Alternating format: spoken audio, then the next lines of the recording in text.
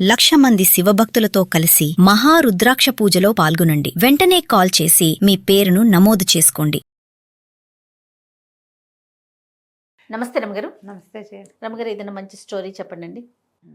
డబ్బు ఎవరికి చేయదు, ఎవరికి కాదు చేయదు రమగారు. కాదు. పసి పిల్లల దగ్గర నుంచి అందరికీ డబ్బులే కావాలి. అదే అసలు అదేంటో తెలియని పిల్లలకు కూడా కావాలి. మామూలుగా వేలు ఉన్నవాడికి, వందలు ఉన్నవాడికి వేలు కావాలి, వేల వాడికి లక్షలు, లక్షల వాడికి కోట్లు, కోట్ల వాళ్ళకి కోటాను కోట్లు. అంతే. ఎంతున్నా ఇంకా ఇంకా సంపాదిద్దాం, ఇంకా గ్రాప్ చేద్దాం, ఇంకా లాగేసుకుందాం, ఇంకా మింగేద్దాం, ఇంకా హడపాయించేద్దాం, అలాగే అనిపిస్తుంది. ఇందులో ఉచితంగా వస్తుంది అనుకో, అబ్బాబ్బా, అసలు ఉచితంగా వచ్చేది మరీను కదా, ఎంత వచ్చినా సరిపోదు. అలాంటి ఒక కథ చెప్తాం. పూర్వం అంటే అదేదో రాజ్యానికి తిమ్మరాజు గారని ఒక రాజుగారు ఉండేవారు. తిమ్మరాజు గారు భలే ఉదారుడు. వాళ్ళ దగ్గర పనిచేసే వాళ్ళకి ధారాళంగా డబ్బు ఇచ్చేవట్ట ఆయన. వాళ్ళకి రాక్ కాసులు లేవు, వెండి కాసులు లేవు, బంగారు కాసులే. పుష్కలంగా జీతాలు ఇచ్చేవాడు. ఎంత సంపాదించుకునే వాళ్ళు అందరి దగ్గర డబ్బులు ఉండేవి. ఆ ఊళ్ళో బీదవాళ్ళు లేరు. ఒక పని చేసేవాడు ఉండేవాడు, ముత్తయ్యకి బాగా ఇచ్చేవారు. ఆ ముత్తయ్యకి బంగారు కాసు ఖర్చు పెట్టడం ఇష్టం ఉండేది కాదు. ఆ వచ్చిందంటే దాన్ని ఇంక అట్లా దాచిపెట్టుకోవటం. దాచి దాచి దాచి ఓ ముంతడో 2 ముంతలో చేసుకున్నారు. ఈయనకి మరిడమ్మ అని పెళ్ళాం కూడా ఉంది. పిల్లలు లేరు. బోల్డ్ అంత డబ్బులు ఉండేవి వాళ్ళ దగ్గర. అయితే ఈయన ఏమన్నాడు, వసే బోల్డ్ మనకేముందే, ఒక కాసు వాడామనుకో అయిపోతుంది, దాస్తే పెరుగుతుంది డబ్బు అని చెప్పేవాడు. అస్సలు ఖర్చు పెట్టడం అంటే ఇష్టం ఉండేది కాదు వాళ్ళకి. ఎప్పటికప్పుడు ఆ ముంతల్లో ఉన్న 2 ముంతల్లో ఉన్న కాసుల్ని చూసుకునేవాళ్ళు. ఎలా కాసు వచ్చి అందులో చేరుతుందా అని ఉండేది వాళ్ళకి. ముత్తయ్యకి ఎక్కువ, మరిడమకి ఆయనతో ఉండి ఉండి ఈవిడికి కూడా అలవాటయ్యింది. అయితే ఒకనాడు అన్నాడు, ఏమే మనం కోటీశ్వర్లు అయిపోయేందుకు ఒక మంచి మార్గం ఉంది అన్నాడు. ఆవిడ ఒళ్ళు పులకరించింది. ఏమిటో చెప్పు అని. ఏముంది, నేను కొన్నాళ్ళు అబ్స్కాండ్ అయిపోతా. నువ్వు వ్యాపారస్తులు వాళ్ళందరి దగ్గరికి వెళ్ళి, మా ఆయన ఏటో వెళ్ళిపోయాడు, చచ్చిపోయాడు, లేచక్కపోయాడు, నేను పరమ దుస్థితిలో ఉన్నాను అని అందరికీ చెప్పుకో. తలా కాస్త ఇస్తారు. అవన్నీ ముంతలో వేసి ఇంకో కొత్త ముంత చేయి, ముంత నిండిపోతుంది. ఓ 3-4 నెలలు నడవని తర్వాత ఏదో పిచ్చెత్తి లేచిపోయానని నేను మళ్ళీ వచ్చానని చెప్పి ఊళ్ళోకి వస్తా. ఒక్కదానికి నీకేం ఖర్చు ఉంటుంది, ఈ డబ్బంతా మిగులు. నేను మళ్ళీ ఉద్యోగంలో చేరతా. మన రాజుగారు తిమ్మరాజు గారు గొప్పవారు. 4 నెలల తర్వాత చేరితే 4 నెలల జీతము ఇస్తారు. నేను పని చేయకుండా 4 నెలల జీతానికి కనీసం 4 గింతలు ఇలా వచ్చే ఉచితం డబ్బు, ఇదంతా వచ్చినట్టే కదా అంటే, మరిడమ్మ సరేలే అని. ఒకరోజు సాయంత్రం ఏదో మతిపోయినట్టుగా ప్రవర్తించి పనిలో వీడెక్కడికో లేచక్కపోయాడు. ఈ ముత్తయ్య ఈవిడ లబోదీబోమని ఏడ్చింది. 10 రోజులు గడిచింది. ముత్తయ్య ఏడంటే ఎక్కడికో వెళ్ళాడు, రాలేదని ఏడుపు మూతి పెట్టేది. అయ్యో అనేవాళ్ళు. అక్కడి నుంచి ఈవిడ అధికారులందరి దగ్గరికి వెళ్ళి, రాజుగారి ఆస్థానంలో బాకిట్లో నిలబడతాడు వీడు. అందరు అధికారులకి వాడు తెలుసు. అమ్మ ఆయన ఎక్కడికో లేచకపోయాడు అయ్యగారు, నా బతికేంటండి అని అడిగితే, అయ్యో ఏమిటమ్మా ఏడుస్తున్నా, ఉండు వస్తాడులే 4 రోజులు చూడు, ఇదిగో ఈ 10 రూపాయలు పట్టుకెళ్ళని 10 కాసులు, ఇదిగో ఈ 10, ఇదిగో ఈ 10 అని వాళ్ళిచ్చి వీళ్ళిచ్చి ఎన్ని 10లు వచ్చినాయో, ఎన్ని 5లు వచ్చినాయో, ఎన్ని 20లు వచ్చినాయో. పెద్ద పెద్ద అధికారులు అయితే 20 కూడా ఇస్తారుగా. ముంత కాదు, కొండ నిండేది. మంచి ఐడియానే. 3 నెలలు అయ్యింది. 4వ నెలలో ముత్తయ్య ఇచ్చాడు. చూసి ఆశ్చర్యపడి, ఏమిటే ఇంత సంపాదించేసావు నువ్వు అన్నాడు. ఇంకా నేను పోనండి. వాళ్ళు కూడా ఏమిటమ్మా ప్రతి నెల వస్తున్నావు, మీ చుట్టాల దగ్గరికి ఎక్కడికైనా వెళ్ళు, ఒకదానివే ఉంటే అంటున్నారండి. నేను వెళ్ళనండి, నాకు సిగ్గుపోతోంది. 3 నెలల నుంచి నెల వాళ్ళింటికి వీళ్ళింటికి వెళ్ళి ఇన్ని డబ్బులు చేర్చా, నా వల్ల కాదండి, ఇంకా నేను వెళ్ళనంటే. ఈయనన్నాడు, మీ ముత్తయ్య ఉసిని వాళ్ళే ఇచ్చారు కదా ఐడియా, ఇది బాగానే ఉంది, రాత్రి వచ్చా కామ్గా వెళ్ళిపోతా, అన్నం పెట్టాయి తినేసి వెళ్ళిపోతా, 3-4 నెలలు మన చుట్టాలను వడుకో అన్నాడు. అనేసరికి సరే ఒప్పుకుంది. ఈమె ఒప్పుకుంటోంది చూడండి. ఒప్పుకుంది. వెళ్ళిపోయాడు. మర్నాడు ఏం చేసింది ఈవిడ, ఎక్కడెక్కడే పాత చుట్టాలు, మేనమామ తోడల్లుడి బావమరిది షడ్డు కూడా పట్టుకుంది.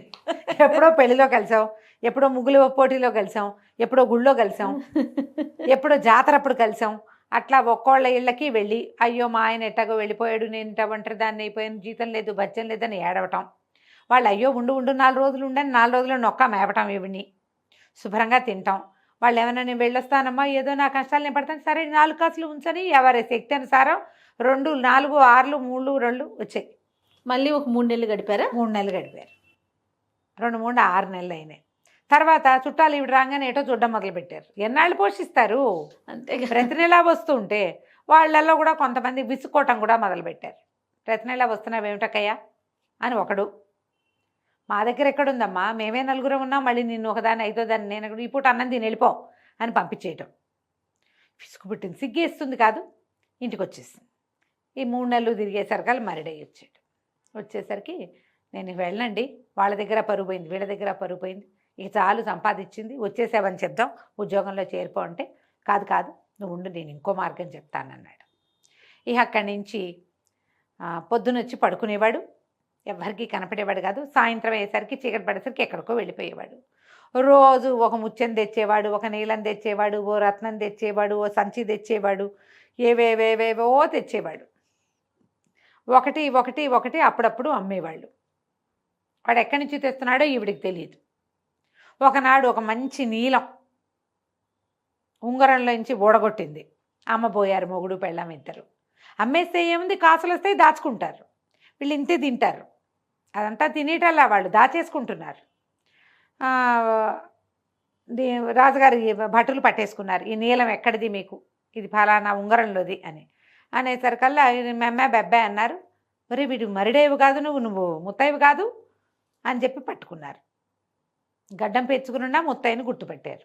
మీ ఇంటికి పదన్నారు. తీరా ఇల్లు సోదా చేస్తే రాజుగారి సొత్తంతా ఉంది వీళ్ళింట్లో. వాడు అంతఃపురానికి వాకిట్లో ఉండేవాడు కదా, వాడికి లోపలన్నీ ఆనుపాను తెలుసు. రాత్రిపూట వెళ్ళి సంగ్రహించుకొచ్చేసాడు, కొద్దిగా చొప్పున ఇంట్లో చేర్చేసాడు.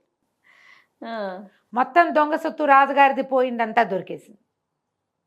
కొన్ని అమ్మారు, కొద్దిగా అమ్మినవి పట్టేశారు. ఎందుకంటే ఏ కొట్టువాడు నీలం కొంటున్నాడో వాడి దగ్గరే ముత్యాలు కూడా అమ్మారు. వాడు చెప్పాడు, దొంగ సొత్తని మాకేం తెలుసు, ముత్యం పట్టుకొచ్చి అమ్మితే ఇచ్చాను డబ్బులు అన్నాడు. పట్టేశారు. మొత్తం ఇల్లంతా సోదా చేశారు. బోలెడంత కుండల్లో ముంతల్లో డబ్బులు, చోరీ సొత్తు అంతా రాజుగారిది. మర్నాడు రాజుగారి దగ్గర చేర్చారు. తిమ్మరాజు గారు చాలా గొప్ప రాజుగారు. చోరీ సొత్తుతో సహా పట్టుబడ్డాడు. ముత్తైకి ఊరే, ఆ మరిడమ్మ కూడా ఊరే వేస్తారు. మరి అంతే, దొంగతనానికి ఊరి శిక్ష ఆ రోజుల్లో. దొంగతనాలు చేయకూడదు. రాజుగారు లిబరల్గా అంతంత జీతాలు ఇస్తూ ఉంటే పేదవాడు అన్నవాడు లేడు ఆ రాజ్యంలో. పిసినారి వాడు వీడొక్కడే ఉన్నాడు, పిచ్చి వెధవ. ఆ రాజుగారిని ఎలాగో ఊరేస్తారు, ఆయన అంత గొప్ప రాజు కదా అని అనుకున్నారు. మొత్తం జనం అంతా చేరారు, కిటకిటలాడిపోతుంది సభాభవనం. మొత్తం సొత్తంతా పెట్టారు. రాజుగారు అంటే 2 మూటలుగా కట్టండి తిని అని చెప్పాడు. 2 పెద్ద మూటలు చేశారు. ముత్తయ్య, ఎంత కష్టపడి సంపాదించావు నువ్వు, మీ ఆవిడ కూడా సాయం పట్టిందనుకో, చెరుకో బస్తా ఎత్తుకుని ఇంటికి వెళ్ళిపోండి అని చెప్పాడు రాజు. అందరూ నిర్ఘాంతపోయారు. నీ తిమ్మరాజు గారి తెలివేమిటి ఇట్టా ఉంది, వాడు దొంగతనం చేశాడు, అబ్స్కాండ్ అయిపోయి వాళ్ళ ఆవిడ అందరిళ్ళకి వెళ్ళి రూపాయలు 10, 2, 3 వసూలు చేసింది. పైగా అదంతా పోని ఏదో ధర్మానికి ఇచ్చారు అనుకుందాం, వాడు లేడు, ధర్మానికి ఇచ్చారు. దొంగ సొత్తు ఏం తిమ్మరాజు గారు తెలివి ఏడిసినట్టుంది అనుకున్నారు. సరే, మర్నాడు పొద్దున అయినా ఏదో బియ్యం కొనుక్కోవటానికి ఒక బంగారు కాసు తీసుకుని కొట్టుకెళ్ళాడు. బియ్యం అన్నారు, లేవు అని పంపించేశారు. వాళ్ళు మేము అమ్మమ్మ అని చెప్పారు. ఇక మొత్తం ఊరంతా తిరిగిన వీళ్ళకి గుప్పెడు బియ్యం ముట్టలేదు, చెంబెడు పాలు దొరకలేదు,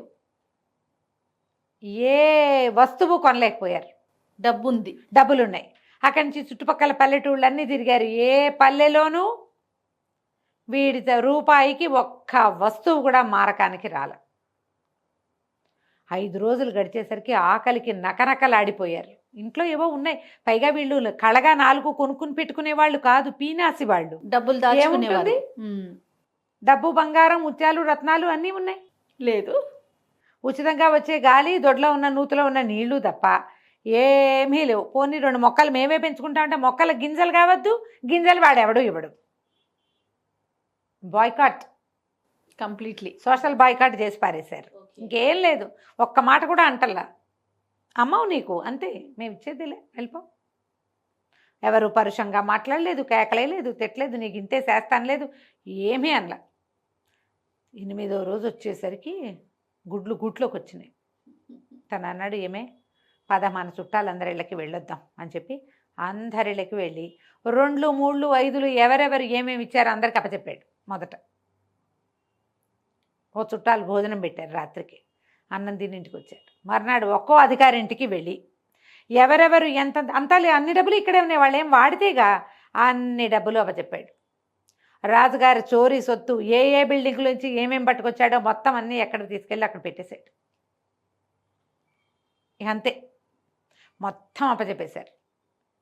అన్నీ అప్పచెప్పి మొగుడు పెళ్ళాం నీరసంగా వాకిట్లో కూర్చున్నారు. దేవుడా అని రాజభట్లు వచ్చారు.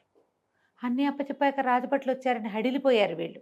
చుట్టుపక్కల వాళ్ళు కూడా వీడు పాపం అన్నీ వెనక్కి ఇచ్చేశాడు. దొంగ సొత్తుతో కనపడ్డప్పుడు రాజుగారేమో వదిలిపెట్టాడు. ఇప్పుడు అన్నీ ఇచ్చేశాక వీడి వెంట పడ్డాడు ఏమిటి అనుకుంటే, ఈ వచ్చిన సైనికులు సంచుల్లో నుంచి చక్కగా రుచికరమైన ఆహారం తీసి ముత్తైకి మరిడమ్మకి పెట్టారు.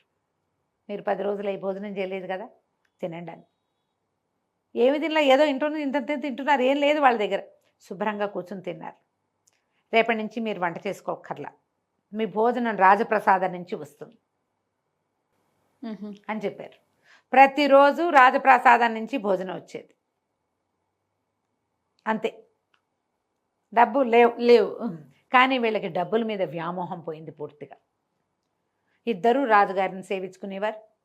ఎక్కడుంటే అక్కడ హాయిగా కడుపు నిండా తిని నిద్రపోయేవారు. ఆ రాజ్యంలో ప్రతి వాళ్ళు తెలుసుకున్నారు తిమ్మరాజు గారు ఎంత బాగా చేశారు. వాడికి దొంగతనం అన్ని బుద్ధులు పోగొట్టేశారు, అన్నీ పోయినాయి, చక్కగా మంచిగా మారాడు. ఆ తర్వాత ఒక పెద్ద ధర్మసత్రం వెలిస్తే ఆ ధర్మసత్రానికి సేవకులుగా ఈ ముత్తయ్యని మరిడమని అక్కడే ఉంచారు. ఈ సత్రం మీది, ఇది డబ్బంతా అక్కడి నుంచి వస్తుంది, అందరికీ పెట్టండి, మీరు హాయిగా ఉండండి, మీకు పిల్లలు లేరు జల్లలు లేరు, రాజుగారిని ఇట్లా సేవించుకోండి అని చెప్పారు. ఆ తర్వాత ఇంకెప్పుడు ముత్తయ్య 1 రూపాయి కూడా వెనకేలా, కానీ ఎన్నో పుణ్యకార్యాలు చేశాడు. ఆ దారిని పోయే వాళ్ళందరికీ అన్నం పెట్టాడు. కథ కంచికి మనం ఇంటికి. బా, సూపర్ స్టోరీ రమ్మగారు, బాగుంది కదా, చాలా చాలా బాగుంది. నమస్తే అండి. నమస్తే.